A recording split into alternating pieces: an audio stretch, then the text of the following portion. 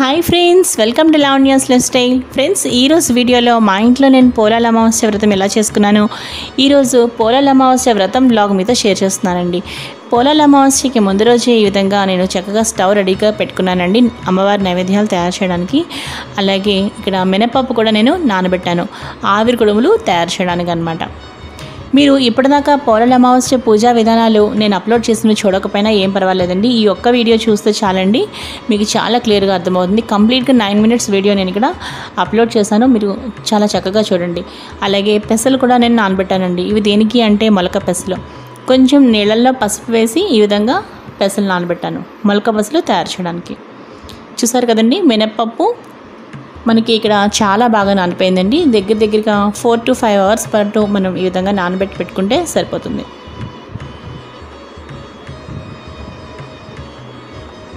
చూసారు కదా, ఇక నేను గ్రైండర్ వేసుకోవడమేనండి. మీకు నేను చూపిస్తాను ఇప్పుడు గ్రైండింగ్ వేసేది కూడా. అలాగే ఇక్కడ మొలక పెసలకి ఇక్కడ నేను ఎలా అంటే ఈ విధంగా పసుపు వేసి నానబెట్టిన ఈ పెసల మీద ఇప్పుడు చిన్న ప్లేట్ పెట్టేసి పక్కన పెట్టేస్తున్నానండి, ఇంకా మళ్ళీ ముట్టుకోకుండా అనమాట. ఇవన్నీ ముందు రోజు నేను స్నానం చేసిన తర్వాత ఏమీ తినకుండా ఇవి చేసుకున్నానండి ఈ పనిలో. అలాగే ఇక పూజా సామాగ్రి కూడా మీకు నేను చూపిస్తాను పదండి. ఇది కూడా ముందు రోజు నేను రెడీ చేసుకున్నాను. చూడండి, ఇక్కడ పసుపు కొమ్ము 9 పోచలుగా నేను దారం వేసి కట్టి ఈ విధంగా పసుపు కొమ్ములు తయారు చేశాను. కంద మొక్కకి అలాగే బచ్చల మొక్కకి మిగతా ఇంకా 3 చేశానండి. చూసారు కదండి, మొత్తం ఇక్కడ నేను 6 పసుపు కొమ్ములు కట్టానండి కంప్లీట్గా. అలాగే పసుపు, కుంకుమ, అక్షంతలు ఈ చిన్న గంధం గిన్నెలో ఈ విధంగా గంధం కూడా రెడీగా పెట్టుకున్నాను. అప్పటికప్పుడు కొంచెం వాటర్ యాడ్ చేస్తాను అనమాట, అంతే. ఇక మనకి పప్పు అయితే బాగా నానిపోయింది కదా, గ్రైండర్ వేసేసాను ఇక్కడ. చూసారు కదండి, గ్రైండర్ వేసిన తర్వాత ఇక ఇడ్లీ రవ్వ ఇప్పుడు నేను కలిపేసానండి. చూసారు కదా, ఇడ్లీ రవ్వ కూడా చక్కగా కలిపేసుకున్నాను అనమాట. ఈ విధంగా కలిపేసి ఇప్పుడు పక్కన పెట్టేస్తున్నాను.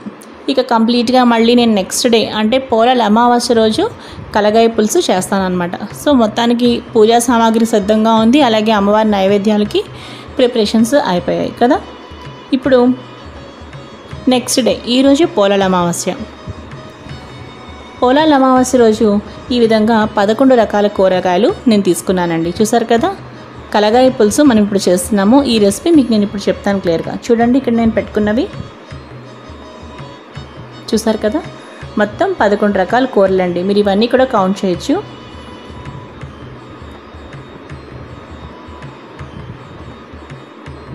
చూసారు కదా, 11 రకాలండి ఇవన్నీ.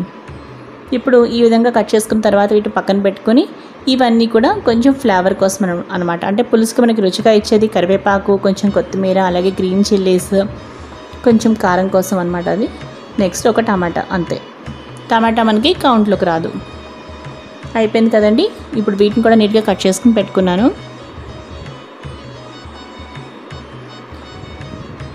చూసారు కదండి, ఈ విధంగా ప్లేట్ సిద్ధంగా ఉంది. ఇప్పుడు నెక్స్ట్ చింతపండు పులుసు నేను తయారు చేస్తాను అనమాట.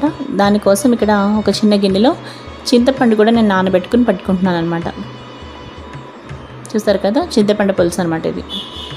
దేనికి అంటే మనకి కలగాయ పులుసులోకి పులుసు మనం చేస్తాము అంటే ఖచ్చితంగా చింతపండు పులుసు అయితే కావాలి కదండి. సో అందుకోసం మనకి సిద్ధంగా ఉంది ఇది కూడా. అలాగే నెక్స్ట్ ఇక్కడ మనకి బ్యాటర్ అన్నీ కూడా రెడీగా ఉన్నాయండి, చక్కగా కుడుములు వేసుకోవడమే. ఇంకా పులుసు విషయానికి వచ్చేసరికి చూసారు కదా, మొత్తం కుక్కర్లో వేసుకుని పసుపు అలాగే సాల్ట్, అంతే. ఇప్పుడు వాటర్ పోసుకుంటున్నానండి దీనిలో. ఇప్పుడు చూసారు కదండి, చింతపండు పులుసు కూడా ఈ విధంగా చికెన్ పులుసు తీసి పక్కన పెట్టుకున్నాను. ఇప్పుడు నేను సరిపడా వాటర్ పోసుకున్నానండి. జస్ట్ పసుపు అలాగే సాల్ట్ మాత్రమే వేసుకున్నానండి. ఇక కుక్కర్ పెట్టేశానండి, ఇక్కడ నేను విజిల్ పెట్టేశాను అనమాట. ఈలోగా ఆవిరి కుడుములు కూడా వేసుకుంటున్నాను, అది కూడా మీకు నేను చూపిస్తాను ఇప్పుడు. చూసారు కదండి, నెక్స్ట్ డే కదా మనం ఆల్రెడీ నిన్న తయారు చేసుకున్న బ్యాటర్ మనం పక్కన పెట్టుకున్నాం కదా. చూడండి ఎంత చక్కగా పొంగి ఎంత బాగా ఉందో మనకి. అలాగే అసలు మొలక పెసలు ఎలా వచ్చాయో అవి కూడా చూద్దాం పదండి. చూడండి, జస్ట్ ఇలా మూత తీసి ఇలా చూస్తున్నానండి, ఎంత చక్కగా వచ్చాయి చూడండి మొలక పెసలు. ఎంతో ఆనందంగా అనిపిస్తుంది అనమాట, ఎంత చక్కగా మొలక పెసలు రెడీ అయి ఉంటాయి నాకు. ఇప్పుడు ఆవిరి కుడుములు నేను ఈ విధంగా రైస్ కుక్కర్లో వేసుకుంటున్నానండి. చూసారు కదా, పెట్టేశాను అనమాట. ఇవి మనకి అయిపోయిన తర్వాత మీ కుడుములు ఎలా వచ్చాయో చూపిస్తాను. ముందైతే రైస్ కుక్కర్లో ఆ విధంగా పెట్టేశానండి ఆవిరి కుడుములు కూడా. అంటే నేను గ్లాసుల్లో వేసి పెట్టాను. నెక్స్ట్ ఒక పక్క కుక్కర్ పెట్టేసాం కదా, ఇంకో స్టవ్ మీద ఏం చేస్తున్నాను అంటే ఈ విధంగా పోపు పెట్టుకున్నానండి పులుసుకి. జస్ట్ ఇంకా ఇప్పుడు విజిల్ తీసేసాను. ఇప్పుడు చూద్దాం, మనకి చాలా బాగా ఉడికిపోయాయండి మొత్తం. చూడండి ఎంత బాగున్నాయో, అన్ని ముక్కలు చాలా బాగా ఉడికాయి. ఇప్పుడు తయారు చేసుకున్న చింతపండు పులుసు కూడా ఇందులో పోసేసానండి ఇప్పుడు నేను. దాని తర్వాత పోపు కూడా వేసేస్తున్నాను, చూసారు కదా. ఇప్పుడు కొంచెం మీరు అలాగే పంచదార వేసుకుంటున్నానండి నేనైతే మాత్రం. మీరు బియ్యపిండైనా నేను పంచదార వేసుకుంటున్నానండి, మీరు బెల్లమైనా సరే వేసుకోవచ్చు. అలాగే ఇక్కడ పిండి కొంచెం చిక్కగా మనకి పులుసు ఉండాలి అంటే కార్న్ఫ్లోర్ అయినా మిక్స్ చేయొచ్చు, బియ్యపిండి అయినా మిక్స్ చేసుకోవచ్చు, లేదంటే శనగపిండి అయినా మిక్స్ చేయొచ్చు అండి మీరు. సో నేను ఆ విధంగా కొంచెం పిండి కలుపుకుని ఇందులో వేసేసుకున్నానండి. చూసారు కదా, చాలా చక్కగా మనకి అయిపోయింది. పులుసు అయితే చిక్కబడుతుందండి. ఇది కూడా మనకి చిక్కబడుతుంది కొంచెం చల్లారిన తర్వాత. అంతే, అయిపోయింది కదండి ఇంకా పులుసు కూడా. ఇప్పుడు ఒక 2 ఉడుకులు మనకు రానిచ్చి స్టవ్ కట్టేయడమేనండి. మనకి కలగాయ పులుసు తయారైపోయింది. చక్కగా 9 రకాల కూరలతో నేను 11 రకాలు వేసుకున్నాను. 11 రకాల కూరలతో చక్కగా తయారు చేసుకున్న పులుసు అయితే చక్కగా రెడీ అయింది. ఇదండి కలగాయ పులుసు. చూసారు కదా, చిక్కబడిందండి. మరింత అంటే మనకి పులుసు కొంచెం మరీ నీళ్ళల్లా కాకుండా కొంచెం ఈ విధంగా చిక్కగా ఉంటే బాగుంటుంది కాబట్టి లైట్గా పిండి వేసుకున్నానండి. మరి ఎక్కువగా వేసుకుంటే మనకి అది కూడా బాగోదన్నమాట. ఇక ఇది కూడా చూద్దామండి, ఆవిరి కుడుములు ఎంతవరకు వచ్చాయో. చాలా బాగా తయారైపోయాయండి, అసలు పొగలు వస్తున్నాయండి. చూడండి ఎంత బాగున్నాయో ఆవిరి కుడుములు, గ్లాస్ ఇడ్లీలు కదా. ఇక స్టవ్ కూడా ఆఫ్ చేస్తానండి. చక్కగా మనం నెయ్యి పోపు పెట్టి తయారు చేసుకున్న కలగాయ పులుసు గుమగుమలాడుతూ ఎంతో మంచి వాసన కూడా వస్తుంది అనమాట బయటికి అసలు ఇక్కడ.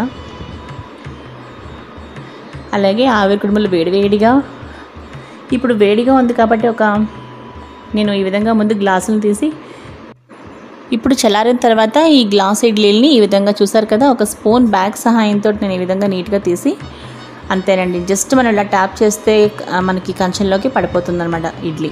చూడండి ఎంత బాగున్నాయో కుడుములు, అలాగే మొలక పెసలు, అలాగే అమ్మవారి నైవేద్యానికి కలగాయ పులుసు.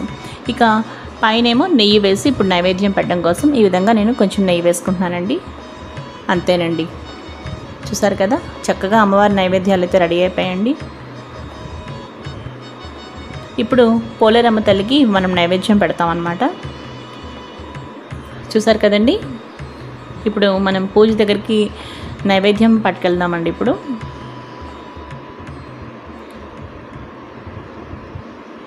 ఇక్కడికి బాల్కనీలోకి వచ్చేసామండి. ఇప్పుడు మనం ఇక్కడ బాల్కనీలో అరేంజ్ చేసుకున్నానండి ఇదంతా నేను ఈసారి.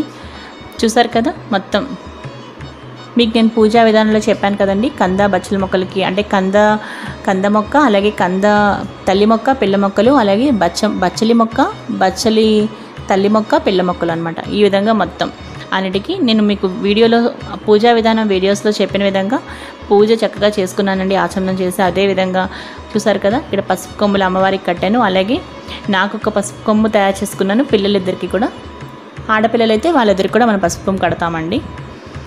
సో ఇక్కడ మొత్తం ఈ విధంగా మొత్తం అంతా అయిపోయిందండి నా పూజ. చక్కగా అమ్మవారికి నైవేద్యం కూడా పెట్టేశాను అనమాట పోలేరమ్మకి. చూడండి మొలక పెసలు కూడా ఎంత బాగున్నాయో. ఇక కుక్కర్లో ఉన్నది కూడా నైవేద్యం చూపించేసాను ఒకసారి. సో ఈరోజు వ్లాగ్ ఇదండి. వ్లాగ్ మీకు నచ్చితే లైక్ చేయండి, షేర్ చేయండి, అలాగే లావణ్యాస్ లైఫ్ స్టైల్ ఛానల్ని సబ్స్క్రైబ్ చేసుకోండి. మరో మంచి వీడియోతో కలుస్తానండి. Bye friends, keep on watching Lavanya's life style.